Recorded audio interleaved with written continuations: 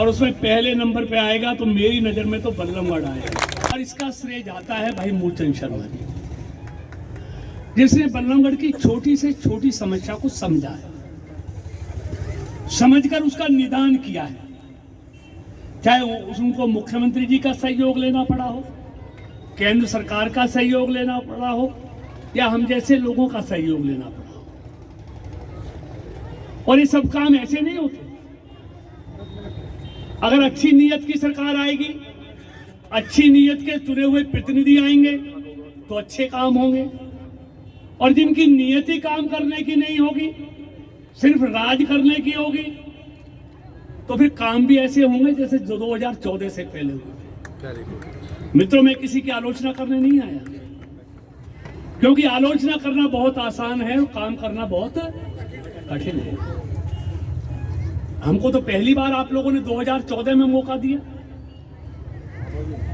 पहले मौके जिनको मिले, अगर उनकी नीयत वास्तव में काम करने की होती तो बल्लमगढ़ में ये बदलाव करने की जरूरत नहीं थी।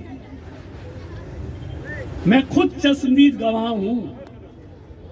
जब मैं लोकसभा का वोट मांगने आया था बल्लमगढ़ क्षेत्र में, कॉलोनियों में जाता था तो घुटने घुटने पानी होता था, सीवर की लाइनें नहीं थी, गलियां नहीं थी, स्ट्रीट लाइटें नहीं थी, सड़कें नहीं थी, कॉलेज नहीं था बल्लमगढ़ में, बच्चों के लिए स्कूलों की बिल्डिंग नहीं थी, जर्जर हालत में हो गई थी,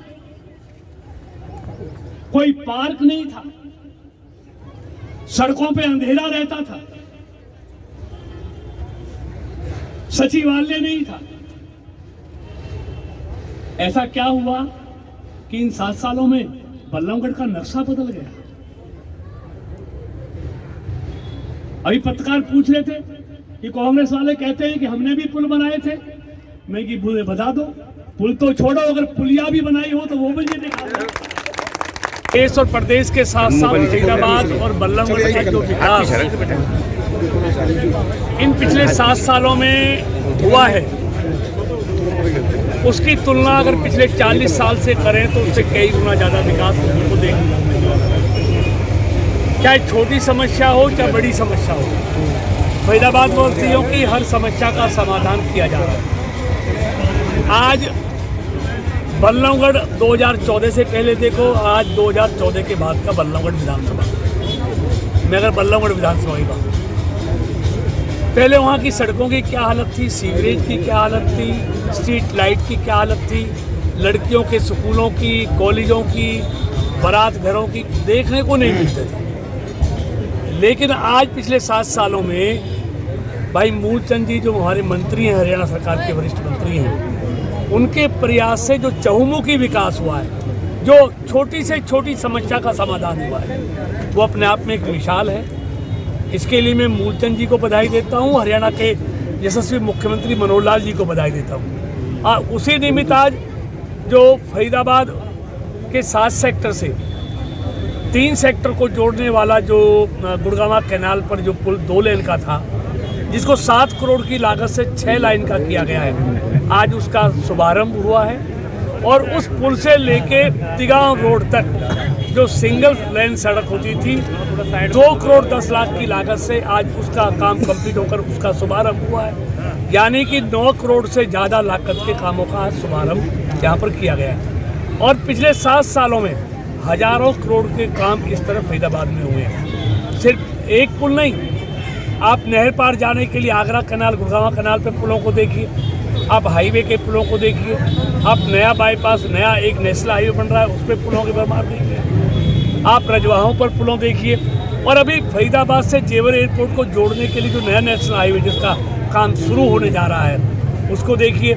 फरीदाबाद से गुड़गावा के लिए मेट्रो का DPR तैयार हो गई, उसका काम टेंडर होने जा रहा है। तो ये तमाम काम, चाहे पार्क देखिए, स्कूल देखिए, कॉलेज देखिए, यूनिवर्सिटी देखिए, FMTA बना, कमिश्नरी बनी, सब चीज़ें आदरणीय पिछले 7 साल में इस फरीदाबाद में हुई हैं। और ये मैं नहीं कहता, ये फरीदाबाद के लोगों को सामने दिखाई देता है। तो इसलिए ये विकास जो फरीदाबाद के लोगों ने 3 टायर सरकार बनाई, नगर निगम में बीजेपी, प्रदेश में बीजेपी केंद्र में बीजेपी की सरकार थी। तीनों सरकारें एक ही पार्टी की थी, इसलिए फरीदाबाद का चहुमुखी विकास यहाँ के चुने हुए प्रतिनिधियों ने आदरणीय मनोहर लाल जी के आशीर्वाद से हुआ है। मुझे कोई बहस पे आ जाए, कौन सा काम हुआ है? इन सड़कों की हालत देखिए राजेंद्र जी, आप देखिए क्या हालत थी, पुलों की क्या हालत थी। आज एक पुल नहीं, आप बल्लभगढ़ से देखिए 4 सेक्टर को जोड़ने वाला पुल, सिही को जोड़ने वाला पुल, एक पुल की बात नहीं कर रहा मैं। कांग्रेस के राज में फरीदाबाद में पुलिया भी नहीं बनी, पुलिया। पुलों की बात तो छोड़िए, निगम चुनाव पर क्या कुछ कहना चाहेंगे आप? देखिए, निश्चित तौर पर जिस तरह से फरीदाबाद का विकास पिछले 7 सालों में हुआ है, आदरणीय मनोहर लाल जी के नेतृत्व में, आदरणीय मोदी जी के मार्गदर्शन में, निश्चित तौर पर फरीदाबाद नगर निगम में फिर से प्रचंड बहुमत के साथ भारतीय जनता पार्टी का मोदी जी के हाथों में देश और देश के प्रत्येक व्यक्ति का हित सुरक्षित है। जिस प्रोएक्टिव होकर मोदी सरकार जो काम करती है, ये उसी का नतीजा है कि युद्ध के दौरान भी अपने फंसे हुए छात्रों को वापस देश में सकुशल लेकर आना। और अभी नहीं, जब से मोदी जी की सरकार आई है, दुनिया में कहीं भी ऐसे हालात पैदा हुए हैं, वहाँ के लोगों को वापस सकुशल देश में लेके आना, ये पहली बार नहीं, तीसरी चौथी बार हो रहा है। तो ये मोदी जी सरकार है तो मुमकिन है। मैं एक बात कहता हूँ, बाढ़बंदी कभी भी हो, हर व्यक्ति संतुष्ट नहीं हो सकता। मंत्री जी, गुड़िया वाला सर्विस लेवल सब खुलेगा, बाढ़बंदी से हो सकता ना हमसे हो सकता है, पूछना भैया। तो इसलिए किसी को तो कोई बात कहनी है, लेकिन हमने निष्पक्ष होकर बाढ़बंदी अधिकारियों ने हमारे ने की है। पॉलिटिकल पार्टी का कोई हाथ नहीं है, लेना देना नहीं है। कमेटी बनी थी, कमेटी ने बाढ़बंदी की है और सरकार ने उसको, किसी को कोई ऐतराज है तो ऐतराज का 10 दिन का समय दिया गया है, वो ऐतराज वो करे। अगर उसका ऐतराज जायज होगा तो निश्चित तौर पर शिक्षा। तो मोदी सरकार में हर छात्र का हित सुरक्षित है, उनके लिए कोई ना कोई योजना बनेगी। जब उनको सकुशल अपने देश में ला सकते हैं तो उनके पढ़ाई की भी चिंता मोदी जी। देखिए, एक तो मिला है तो कोई ना कोई खूबी होगी। क्या खूबी है जी? देखिए, उसकी मैं आलोचना नहीं कर रहा, वो भी अपना भाई है, ठीक है नहीं, और अपना भाई है, उसको बेस्ट विधायक हरियाणा सरकार ने चुना है, विधानसभा के स्पीकर ने चुना है, तो ठीक है, उसको हमने बधाई भी दी है, शुभकामनाएं भी दी है। विपक्ष का काम हर अच्छे काम का विरोध करना है, उस पर और कोई काम नहीं रह गया। मोदी सरकार और मनोहर सरकार का जो अच्छा काम है उसका विरोध करना ही मुख्य मुद्दा कांग्रेस का रहेगा। खबरों की विस्तार से जानकारी के लिए सब्सक्राइब करें हमारा चैनल और क्लिक करें बेल आइकन पर, ताकि कोई भी खबर आपसे अछूती ना रह सके।